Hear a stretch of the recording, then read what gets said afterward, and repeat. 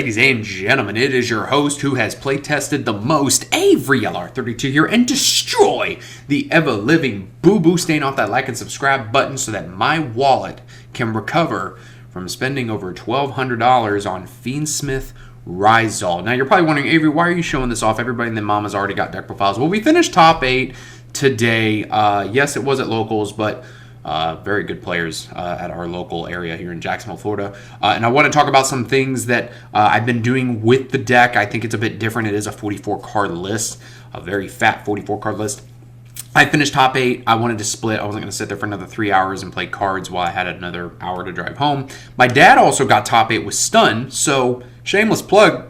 If you want that stun list, be sure to leave a comment and like this video, letting me know that you want to see what monstrosity my dad, who played Mystic Mind for like 4 years, decided to cook up, because we're in a format right now where it's no longer break my board, right? Like if you're a stun player like my dad, you win die rolls all day like he did, you're going to finish X1, the only loss being to your son, me, because you know damn well we are not going to sit there and play stun. He's going to give me the win because that's just what he's always done. And if I win that die roll, I'm probably going to win the match anyway, so there's no reason to play it out. So besides that, he lost the last round to Ryzeal.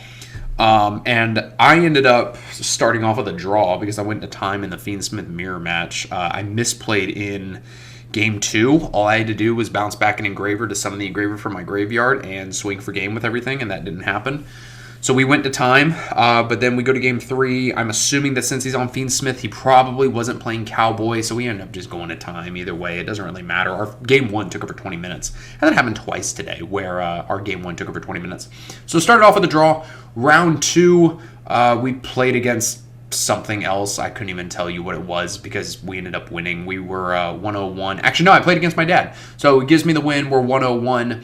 And then I played against Memento and lost because I'm not fucking playtesting against Memento. It's a good deck, but even my opponent was like, yeah, no, like this isn't something you necessarily would prepare for. So I lost that. I mean, I don't know the choke points of fucking Memento. It's not something I'm worried about going to the YCS. I'll probably be at like table 305 by that point. Or I started off X2, X3, one or the other. So we lost that. We go into round 4, and we played against, what was it, Voiceless? No, because that was the last round. And then we ended up going to 3 games because we bricked Game 1 with all hand traps, 2 talents, and a Lurie. Round 4, we played against something else. I don't remember what it was. It was irrelevant. I think it was a Swift 2-0. It wasn't a Ryzeal mirror, but it was something else that didn't really matter.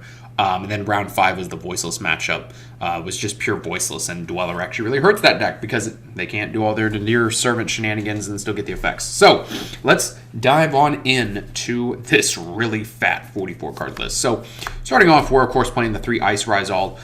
This combined with either Engraver or Tract. If the opponent lets you pop off, you end on Wave High King, Abyss Dweller, and Detonator. And if they nib you on the Duo Drive or anything like that, then you just swap out the Wave High King for a Disarray, and like you're having all the fun. We're also playing 3 Sword. Card's really good. And 3X. No, I am not playing Cross. Jesus Christ, for the love of God, put Cross in this list. Cross is such a brick. We're also playing the Node, by the way. Cross is such a brick, right? And I have tried so many different things to make this deck work while still playing Duo Drive. And I firmly believe that if you are not playing Cross, you should not be playing Duo Drive. You should be playing Dugaris. You should be playing anything else in your life. You need Cross. I'm going to be cutting this deck down to like probably 41. I'll take out like 3 cards, and then I'll just put in the Cross and call it a day. Maybe change up my hand trap count, make it like 15 hand traps. Just make it a solid 40-card list, throw in the Cross, and call it a day. If I see it, I see it. Because the problem is that if you open up, like, say, Engraver or Track and Ice Ryzeal, even if, like, you're trying to play through Nib plus Imperm, unless you hard open the Cross, which you may even be losing anyway, if you add Cross off of Duo Drive and you activate it, even if you have Wave High King established, the opponent's just going to go Nib, you chain Wave High King, they chain Imperm or Valor, one of those, and you're still losing the whole board. Sure, Cross can get back 2 to draw you 1, but are you even really winning the game at that point? Like, I don't know, man. I'm so conflicted on Cross, but I may just have to put it in. But as far as our Ryzeal cards go, yeah, that's it. And yes, I'm not going to be changing this build because I spent $1,200 on this deck. Plus, if you watch my live stream, shameless plug, you'll know that I spent is actually $1,031, but I said over $1,000 in the stream. But I spent over $1,000 on a Supreme Darkness case, and 10 boxes in, we pulled 3 Mulch Army, 4 Ether Barrels, and then we also pulled 3 QCRs, one of which was ABOW, which is like $250, if not more, by the time you see this video. So yeah, I ended up opening just one more box, and I kept the 12th one sealed. So that case was absolutely cracked. I don't know what it is, but I'm always opening up good whenever I buy a case. So 3 Engraver, it's expensive. That's why we play it. We like to flex, I guess. This card was stuck in my fucking hand in that last round. Like I said, round 5, I opened up 2 talents, Mulch Army Meows, like Nibiru and like Lurie, and then he ashed my Requiem, so I'm like, whatever. And then game 2, he bricked, and then we shut him down with Dweller, and then we go game 3, he forgot to draw off his Flawless in game 2, so he drew to 3 in hand, and it didn't matter because Dweller just shuts him down. And then game 3, we just hand trapped him, and he just didn't open optimally. So we're playing 3 Bysteals. I actually made a last-minute decision to play double Ogre. I was on 4. The problem with this is that I didn't want it to conflict with Nib, which we're on 2 of. I wasn't going to do 3 Nib and 4 Bysteals, but it just kind of conflicts. But Bysteals are hella strong. I've seen a lot of builds that only play 2. I may cut it back down to 2. 3 Ash, because it's Ash. Double Nib, you don't side the 3rd. The problem with triple Nib is you don't want to see Nib and then Nib, which happened to me once today. Double Ogre, it was a last-minute decision. Ogre actually never came up. And then we're playing all the money cards. So 3 Flawless, yes, I spent 100 apiece. 3 Meowsles, yes, we pulled 3 in the case opening, again, shameless plug. And then we are side decking 2 Perulia, but I am playing the 7th Mulch Army. In a 44 card deck, I wanted a decent chance to see Mulch Armies. Meowsle actually never came up, and neither did Perulia. And I think the one time I did Flawless, I think it got ashed, if I remember correctly. I really didn't see him much very often. For the spells, I'm playing 3 Bonfire. It's a good card. 2 copies of Track. You only need 2. Even in a higher deck list count, I really only wanted 2. Finally, 3 copies of this card that needs to be banned. I firmly believe this card needs to be fucking banned. Talents is so insane when you don't open up 2. But just being able to go like talents, take a monster, talents, take control. Like I would have beaten the Ryzeal mirror match in game 2. Granted, we would have gone to game 3, assuming he didn't play Cowboy because he was on Fiendsmith cards. They normally don't play Cowboy because their extra deck is so tight.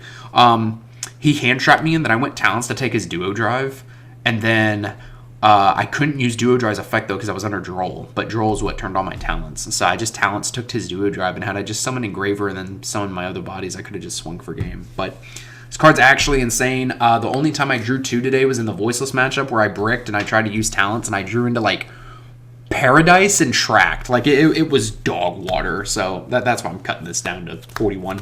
And then 3 Imperm in the Paradise. This actually almost came up. I had it set with a Disarray on board. But that was in game 1 against the Fiendsmith Ryzeal mirror in round 1.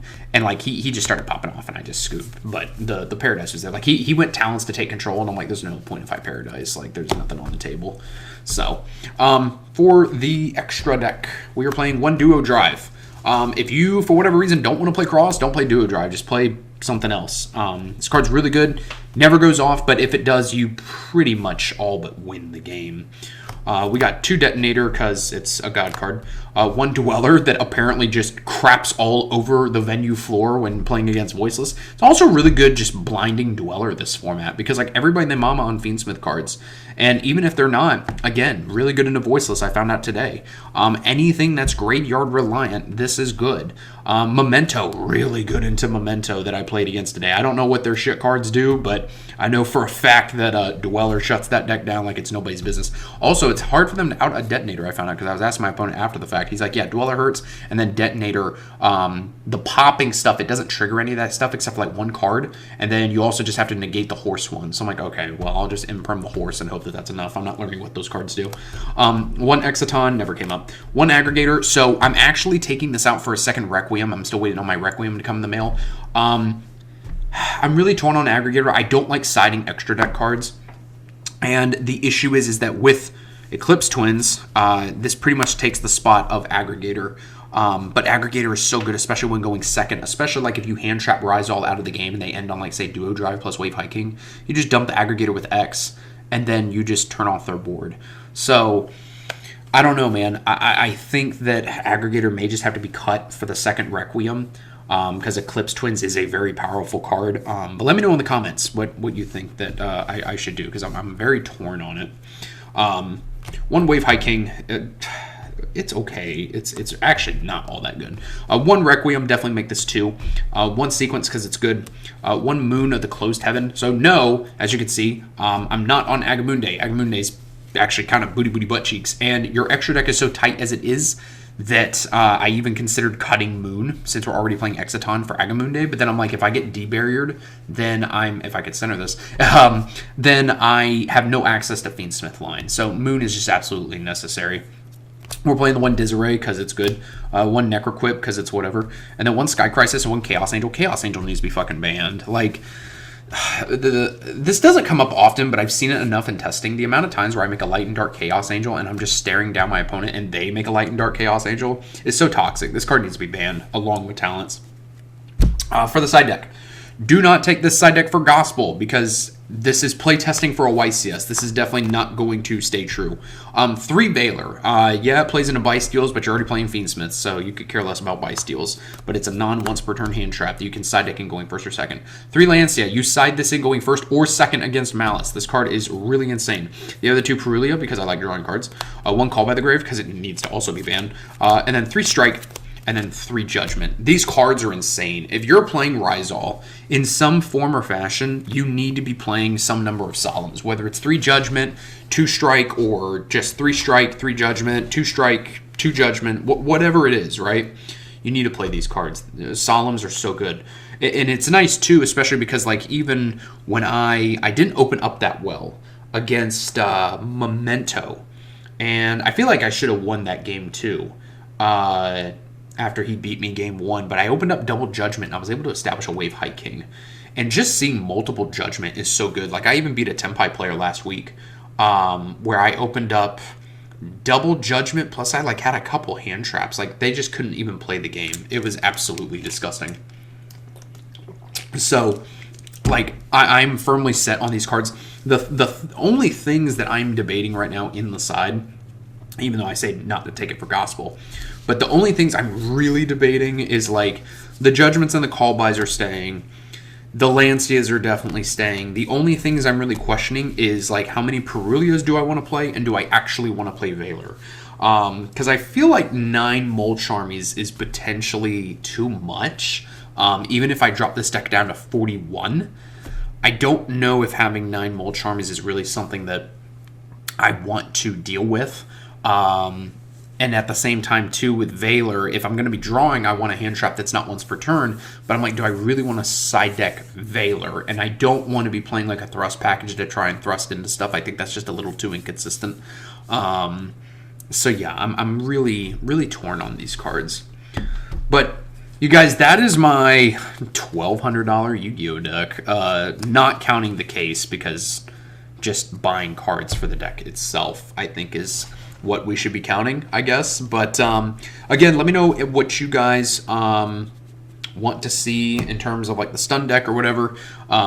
It's really nothing special. My dad just got lucky with the dice rolls, but hey, some people like to troll and be jerks and play a stun deck. But guys, let me know how I can make this deck even better before the YCS. Thank you guys for watching, and I will see you in the next video.